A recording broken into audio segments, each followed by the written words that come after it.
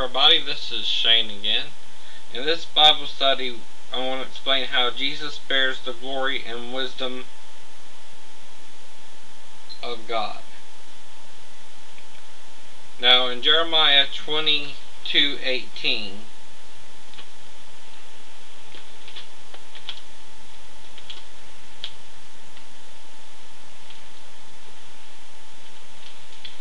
we read, "Therefore thus saith the Lord concerning Jehoiakim, the son of Josiah, king of Judah.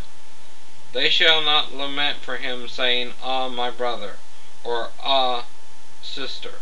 They shall not lament for him, saying, Ah, Lord, or Ah, his glory." Now in the Hebrew, Adon means Lord. Definitions 1:13.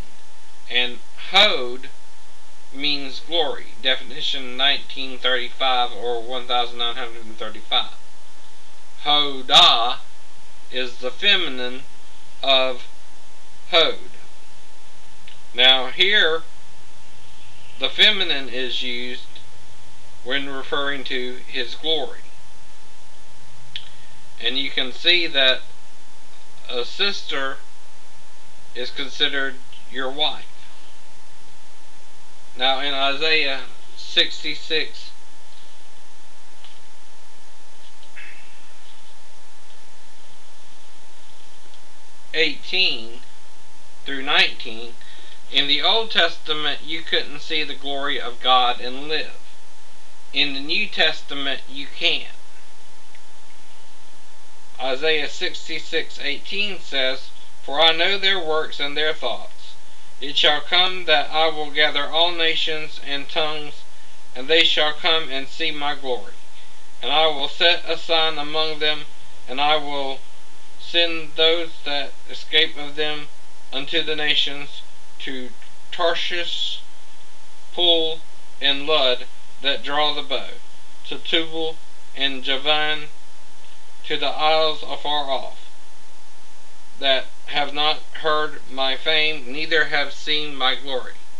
And they shall declare my glory among the Gentiles." Now Jesus is bearing the glory for us. Zechariah 6:3. Or, I'm sorry, 6:13.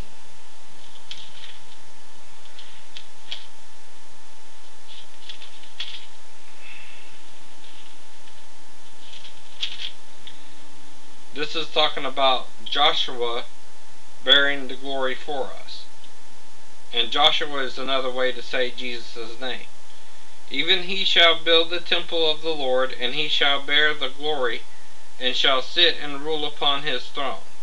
And he shall be a priest upon his throne, and the counsel of peace shall be between them both." Now in 1 Corinthians chapter 11,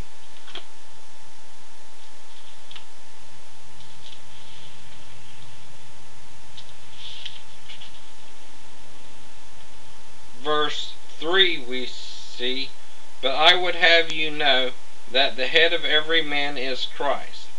The head of the woman is the man, and the head of Christ is God." Now go down to verse 7. "For a man indeed ought not to cover his head, forasmuch as he is the image and glory of God, but the woman is the glory of the man." Now this is talking about Adam. Adam bore the image and glory of God, not man as he is now. Man has been changed physically to make the woman. Now this is talking about women, whether they have to wear coverings in the church or not. Now in verse 16, Paul says, "But if any man seems to be contentious or strifeful, we have no such customs, neither the churches of God." So after saying all this, Paul says we don't have such a custom to begin with. Now Jesus is also the wisdom of God. In and wisdom is feminine. Turn to Proverbs chapter 3, verse 13 through 15. Happy is the man that finds wisdom, and the man that gets understanding.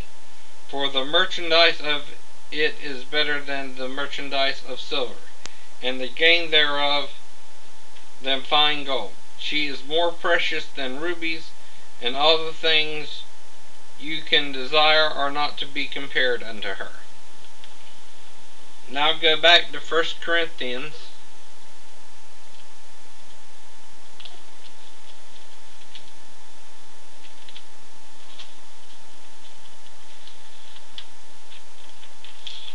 chapter 1, verse 30. But of him are ye in Christ, who of God is made unto us wisdom, and righteousness, and sanctification, and redemption, that according as it is written, he that glories, let him glory in the Lord. Now go to chapter 2, verse 5. That your faith should not stand in the wisdom of men, but in the power of God.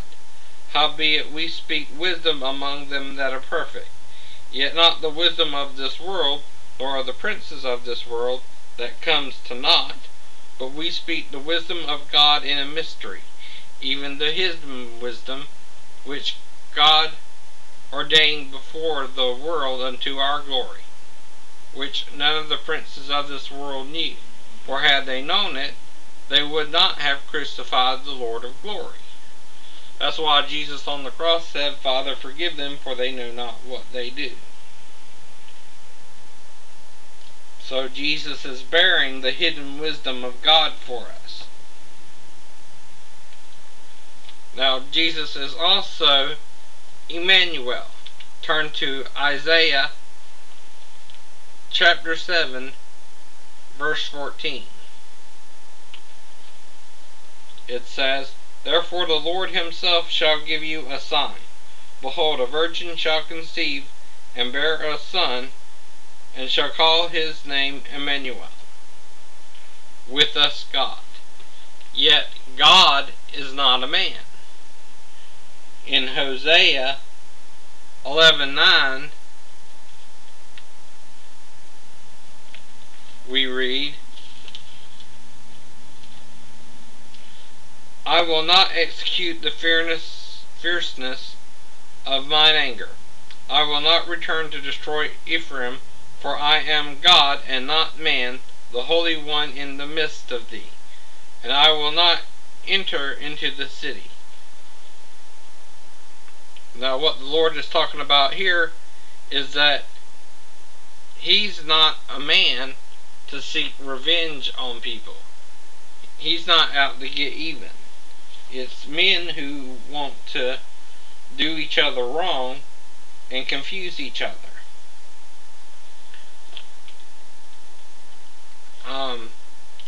So that's the problem. Yet two men, Enoch and Elijah, were taken up into heaven as men. So it don't matter if you're male, female, or in the image of God. We can all enter into heaven. We just gotta trust in God.